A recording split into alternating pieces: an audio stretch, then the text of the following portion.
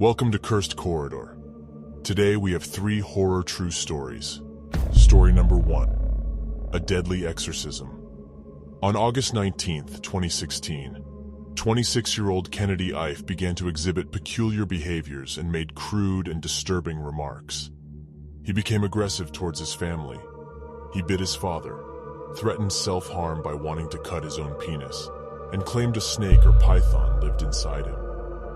His concerned mother approached a minister for help with her son. The parents, Kenneth, 64, and Josephine, 56, along with his siblings, Roy, 33, Harry, 32, Colin, 26, Samuel, 20, and Daniel, 20, strongly believed that he needed home intervention, not medical intervention. The entire family claimed that a demon had possessed Kennedy, and only through an exorcism they could vanquish the demonic presence and save him. For Kennedy, the next 3 days proved to be a death sentence.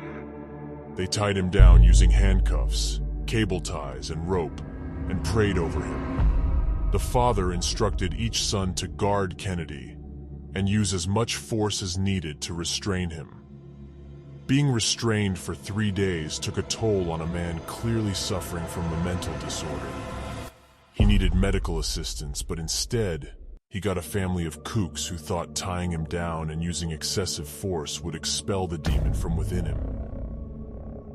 As the poor man lay there, slowly dying, he became severely dehydrated and developed significant breathing problems. Finally, one of his brothers called an ambulance, telling them that Kennedy was complaining of dehydration. When the ambulance arrived, they tried their best to help Kennedy, but unfortunately, he didn't make it. At 10:17 a.m., they pronounced him dead. With the entire family's misdeeds and abuse uncovered, the police arrested the entire family. All 7 of Kennedy Ife's family members were accused of manslaughter, false imprisonment, and causing or allowing the death of a vulnerable adult. A post-mortem examination revealed over 60 wounds, including a possible bite on Kennedy Ife's body, and his father, Kenneth Ife, along with 4 of his brothers, sustained injuries as well. After a 4-day jury deliberation, all 7 family members were cleared of charges on March 14, 2019. Story number 2. The Phone Stalker. In 2007, ABC News covered a disturbing incident involving a series of cell phone calls to families, during which the unidentified callers delivered chilling death threats. What made these threats even more horrifying was the callers' uncanny knowledge of the family's activities, including detailed descriptions of what they were doing and even what they were wearing at the time of the calls.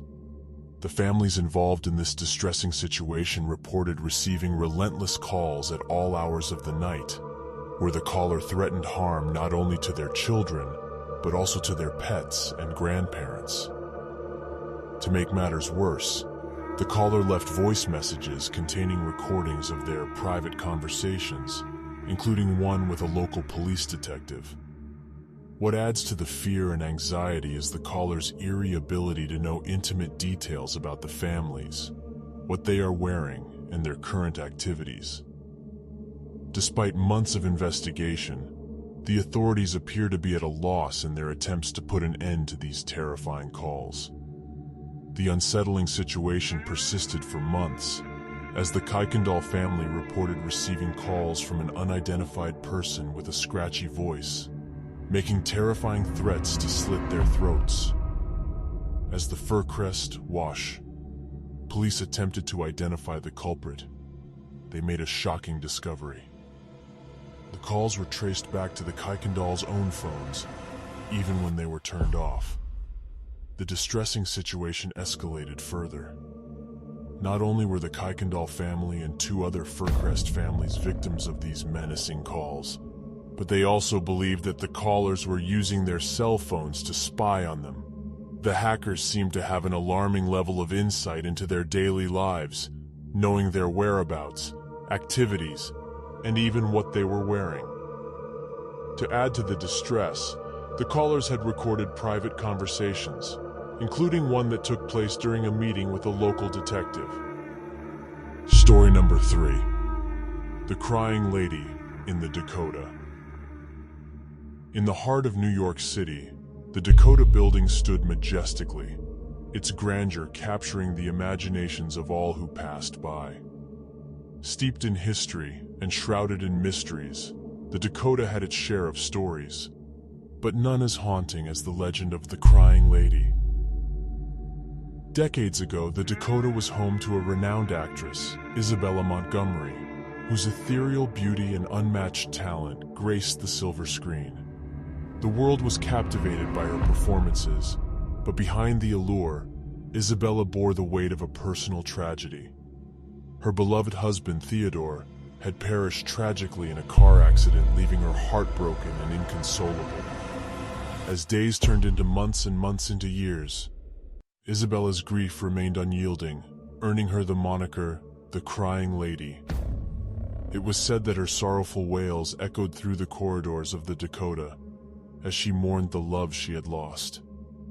Many spoke of hearing her ghostly sobs in the late hours of the night, a haunting melody that pierced the stillness of the building. Some even claimed to have seen her ethereal figure, draped in a flowing white gown, wandering the hallways with tears streaming down her cheeks. The Dakota's staff, though respectful of Isabella's memory, approached their work with a sense of trepidation. The legend of the Crying Lady had become an indelible part of the building's lore, woven into the fabric of its history. Among the residents, whispers of encounters with the sorrowful spirit were hushed in fear of being ridiculed. Yet, some shared stories of chilling encounters, vowing that Isabella's presence was a constant reminder of the fragility of life and the depth of human emotions. A young woman, Emily, who had recently moved into the Dakota, was skeptical of the tales. The thought of encountering a ghost seemed like pure fiction. However, as she settled into her new abode, strange occurrences began to unfold. The echo of distant cries, the flickering of lights, and the sensation of being watched followed her wherever she went. Intrigued and unnerved, Emily decided to delve deeper into the history of the Dakota and Isabella Montgomery. Her research uncovered a heartbreaking tale of love, loss, and the weight of fame. Empathy washed over her, and she began to feel a kinship with the legendary actress. One fateful night, as Emily sat in the Dakota's ornate library, she heard the faintest whimper. Following the sound, she found herself in a dimly lit hallway, where a faint figure materialized before her eyes. It was Isabella, the Crying Lady, her tear-stained face etched with sadness. In a moment of unexpected clarity, Emily reached out, her heart full of compassion. "You are not alone," she whispered. "Your love endures in the memories of those who cherish you." To her astonishment, Isabella's visage softened, as if touched by the warmth of human kindness. Slowly the haunting cries abated and a sense of peace settled over the Dakota. From that night onward, the legend of the Crying Lady took on a different hue. No longer a harbinger of fear, Isabella's presence became a reminder of the resilience of the human spirit and the power of empathy to heal even the deepest wounds. And so, the Dakota continued to stand tall, a beacon of history and mystery, with the Crying Lady forever etched into its walls. Her story a poignant testament to the eternal nature of love and the indomitable strength of the human heart. Thanks for watching. If you enjoyed this video, please give it a thumbs up and consider subscribing to our channel for more content like this.